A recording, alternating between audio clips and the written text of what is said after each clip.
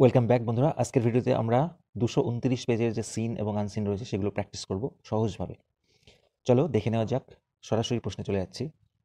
প্রথম প্রশ্ন, after finishing টি, চা শেষ করার পরে ফ্যামিলি কার চারধারে গ্যাদার করে, জমায়েত হয়? TV, fire, table, kitchen. দেখে নেব।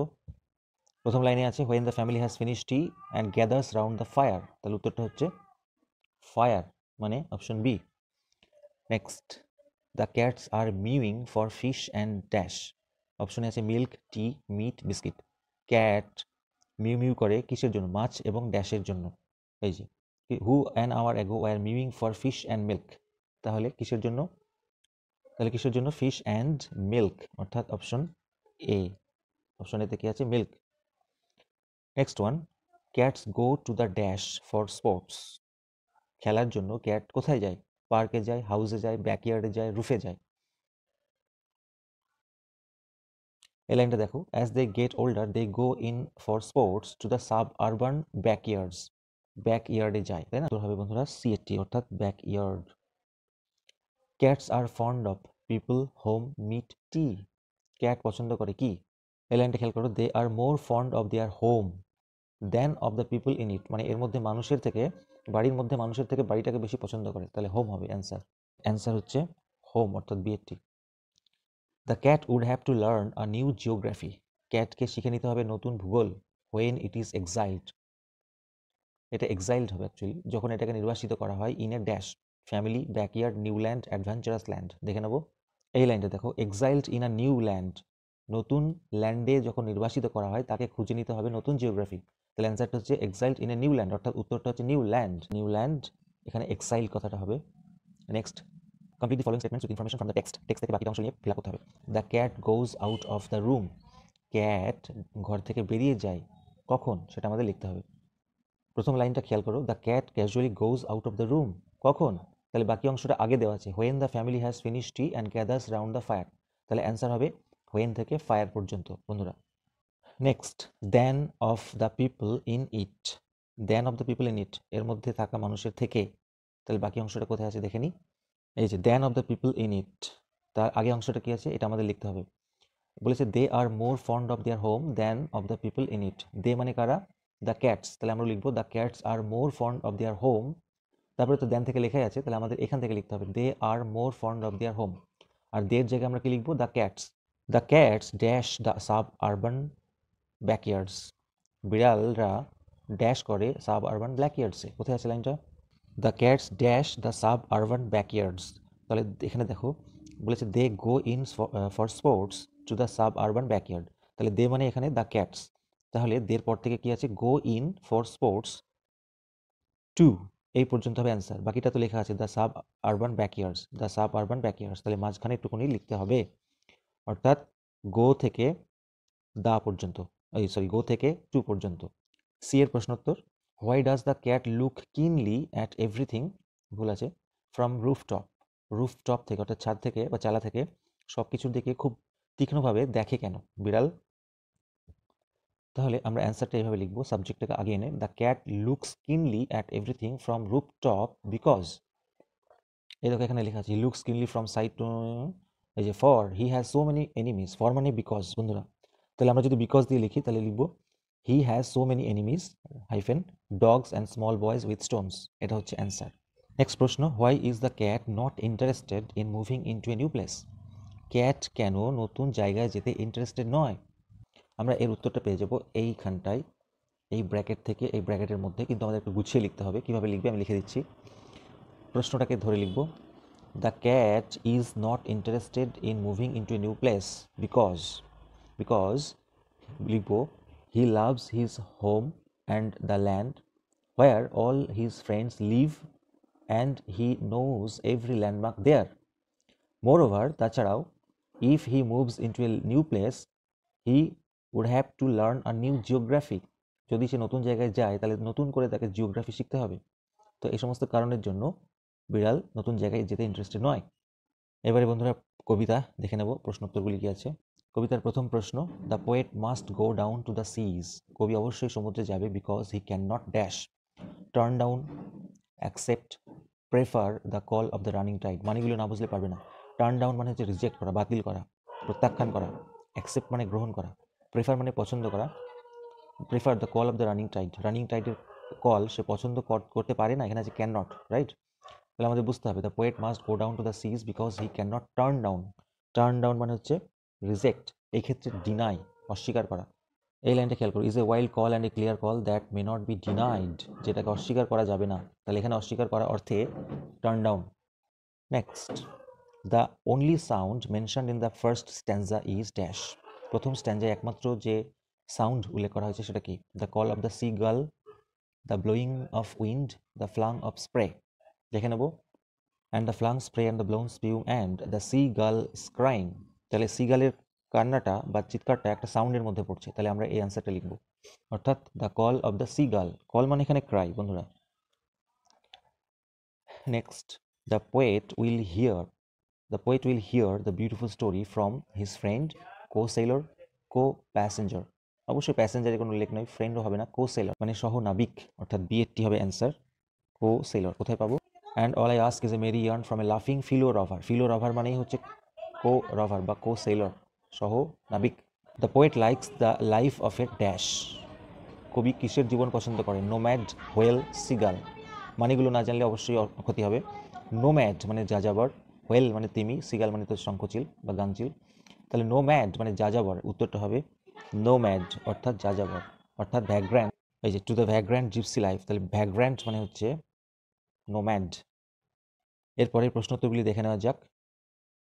The wind is compared to whetted knife, বাতাসকে তুলনা করা হয়েছে ধারালো ছুরির সাথে, কেন? বিকজ, এখানে সরাসরি উত্তরটা কোথাও পাবে না, আমি লিখে দিচ্ছি, because the cold wind on the sea is very sharp like a knife, it's touch is painful, অর্থাৎ সমুদ্রে যে বাতাস, ঠান্ডা বাতাস, সেটা ছুরির মতো ধারালো, ইহার স্পর্শ পেইনফুল, যন্ত্রণাদায়ক, সেই জন্য।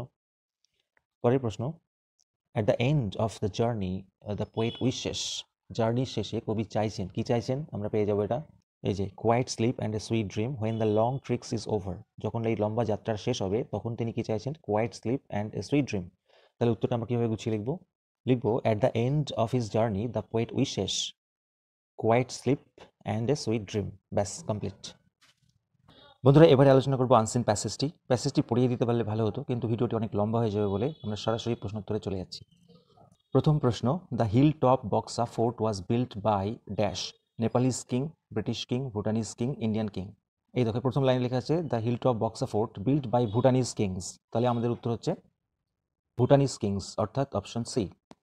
Buxa fort was used as dash, tourist spot, detention centre, king's palace, army camp. দেখে নেব, বলছে ভুটানি কিংসের দ্বারা নির্মিত হয়েছিল, but served as detention centre, অর্থাৎ আটক কেন্দ্র হিসাবে ইউজ করা হতো, ডিটেনশন সেন্টার। তাহলে অপশন বি হচ্ছে correct answer, detention centre. Next, the directorate of archaeology and museum allotted money to renovate Buxa fort in dash সাল, সালটা কি আছে আমরা দেখে নেব। এই যে লাইনটা, in 2020 the directorate of archaeology and museum had allotted ₹3 crore for the project, তাহলে সালটা হচ্ছে 2020, তাহলে option D is the correct answer. Next, Buxa fort was handed over to British, কত সালে ব্রিটিশদের হাতে হস্তান্তর করা হয়েছিল বক্সা ফোর্টকে? এই লাইনটা দেখো, build by the Bhutan kings on Buxa hills, the fort was handed over to British in November 1865, তাহলে option C is the correct answer, 1865। পাঁচটি দেখে নেব, according to the plan there will be a dash in the Buxa fort, plan অনুযায়ী বক্সা ফোর্টে কি থাকবে? Park, museum, cafe, hotel. এই যে as a part of the plan, দেখো এখানে কিছু লেখা আছে, তারপর লেখা আছে there is also a plan to open a museum, একটা মিউজিয়াম খোলার প্ল্যান রয়েছে, তাহলে অ্যান্সারটা হবে বিএটি অর্থাৎ museum. Next, Surendar Kumar Manna is Alipurduars dash, SDO, BDO, DM, SP, এই সমস্তগুলির ক্ষেত্রে ডাইরেক্ট নামটা দেখে নেবে। এইখানটা দেখো সুরেন্দর কুমার মিন্না, তারপরে কমা দিয়ে তার পরিচয়টা লেখা আছে, the district magistrate of Alipurduar, district magistrate মানে ডিএম, অর্থাৎ অপশন সি। ট্রু ফলস দেখে নেব, আন্ডার ব্রিটিশ রুল, ব্রিটিশের অধীনে Buxa fort was the toughest prison in India, true না ফলস? এই লাইনটা দেখে নাও, একটু সাবধানে পড়তে হবে, নাহলে ফলস ট্রু এর মধ্যে গন্ডগোল হয়ে যাবে। দোজ ডেজ মানে তখনকার দিনে, the Buxa fort was considered the toughest prison in India এটুকু পড়লে হবে না, পুরোটা পড়তে হবে। After the cellular jail in the Andaman and Nicobar islands, অর্থাৎ আন্দামান এবং নিকোবর দ্বীপপুঞ্জের সেলুলার জেলের পরে বক্সা ফোর্ট ছিল টাফেস্ট, অর্থাৎ দ্বিতীয়। তাহলে প্রথমটা হচ্ছে সেলুলার জেল। তাহলে আমাদের প্রশ্নের উত্তরটা কি হচ্ছে? এটা হচ্ছে ফলস এবং সাপোর্টিং স্টেটমেন্ট হচ্ছে ওইটা।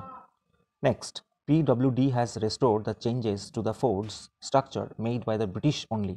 দেখা যাক এই লাইনটা দেখো, the PWD has restored the changes to the fort structure made over the years by the Bhutan kings, the British and after independence.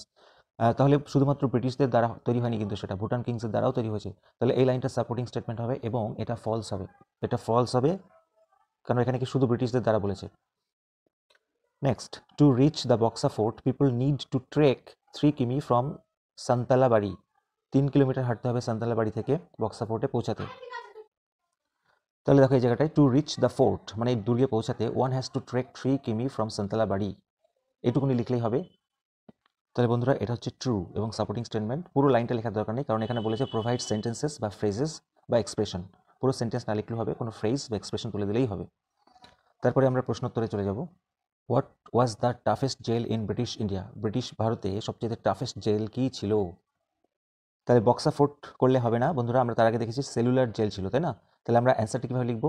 হোয়াটের জায়গায় শুধুমাত্র লিখে দেবো the cellular jail in the Andaman and Nicobar islands was the toughest jail in British India. Buxa তো হবে না, 2 নম্বরে ছিল। Next, who is Tamal Goswami? Tamal Goswami কে ছিল? দেখো সেকেন্ড প্যারাতে লেখা আছে তামাল গোস্বামীর পরে কমা দিয়ে যেটা লেখা আছে তার বৈশিষ্ট্য বা পরিচয়। কি বলেছে? এ resident of Alipurduar who has been working on the conservation of the fort for ডিকেডস। তাহলে আমরা অ্যান্সারটা কীভাবে লিখবো? Tamal Goswami is a resident of Alipurduar who has been working on the conservation of the fort for ডিকেডস। তিনি আলিপুরদুয়ারের একজন বাসিন্দা যিনি এই সংরক্ষণের জন্য দশকের পর দশক ধরে কাজ করছেন। 3 নম্বর এটি, what is the restoration plan for Buxa fort? Buxa দুর্গকে পুনঃপ্রতিষ্ঠা করার জন্য কি প্ল্যান রয়েছে? এটা তোমরা থার্ড প্যারাতে পেয়ে যাবে। এই যে as a part of the plan the walls of the fort have been restored with stones to retain its heritage look. Also a number of prison cells have been rebuild, landscaping has been done on the campus and lights installed. এগুলো করা হয়েছে already. আর কি plan রয়েছে? There is also a plan to open a museum here where different artifacts, historical documents and other items will be displayed. তাহলে এখান থেকে এই অবধি লিখবে। এগুলো অলরেডি করা হয়েছে আর এগুলো এখনো করার প্ল্যান রয়েছে। পরের প্রশ্ন, এখানে এটা হোয়াট হবে, হোয়াট। তাহলে what hope do the local people of Buxa have regarding Buxa fort? Buxa দুর্গকে নিয়ে লোকাল পিপলদের কি আশা রয়েছে? দেখা যাক। এইখানে একটা লাইন আছে দেখো, we hope the state government will publicise the fort and its surroundings so that more tourist come here. It can be developed as tourist destination in North Bengal and can help locals like us to explore alternative earning options, said Nipa Dukpa, a resident of Boksha. তাহলে boxer একজন resident মানে বাসিন্দা নিমা দুকপা এটা বলছেন। কি বলছেন? যে আমরা আশা করছি গভর্নমেন্ট এটাকে পাবলিসাইজ করবে এবং এর চারিপাশটাকে যাতে বেশি বেশি টুরিস্ট এখানে আসে, আর এটাকে একটা টুরিস্ট ডেস্টিনেশন করার চেষ্টা করছে নর্থ বেঙ্গলে, এটা তাদের আশা। তাহলে আমাদের এটাকে সেন্টেন্সটাকে সুন্দরভাবে গুছিয়ে লিখতে হবে। তাহলে আমরা উত্তরটা কীভাবে লিখবো? The local people of Buxa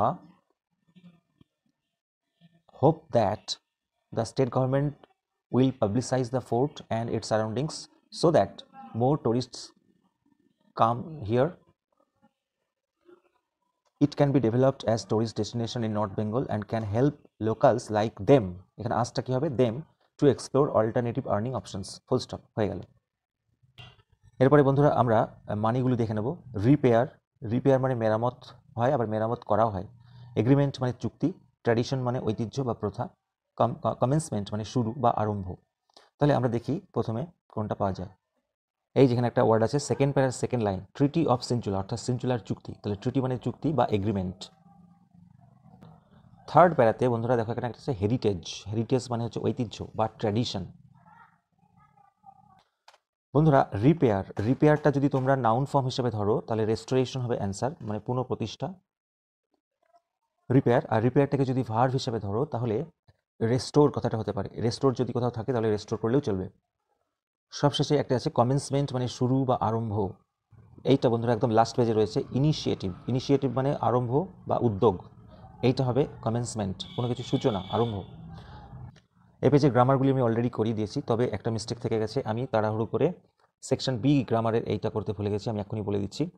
then dash old man রোজ, তারপরে বৃদ্ধ লোকটি উঠে দাঁড়ালো। এটা একটা টেক্সটের লাইন, ফলে এখানে আমাদের সাধারণত মনে হচ্ছে অ্যান ওল্ড ম্যান হবে, কিন্তু সেই টেক্সটটাতে রয়েছে দেন দ্য ওল্ড ম্যান রোজ, তারপরে বৃদ্ধ লোকটি উঠে গেল। দ্য ওল্ড ম্যান রোজ, উঠে দাঁড়ালো। কীভাবে দাঁড়ালো? উইথ আ গ্রেট এফার্ট, অনেক চেষ্টা করে। অ্যান্ড টুক দ্য বাউল, এবং বাউলটাকে নিল, অর্থাৎ বাটিটাকে নিল। ইন হিজ শেকিং হ্যান্ডস, তার কম্পমান হাতের মধ্যে। বন্ধুরা, যারা আগের ভিডিওগুলি দেখো তোমরা প্লেলিস্ট বা ডিসক্রিপশন বক্স থেকে দেখে নিও। আর চ্যানেলে নতুন হলে সাবস্ক্রাইব করে পাশে থেকো। Thank you so much for watching this video.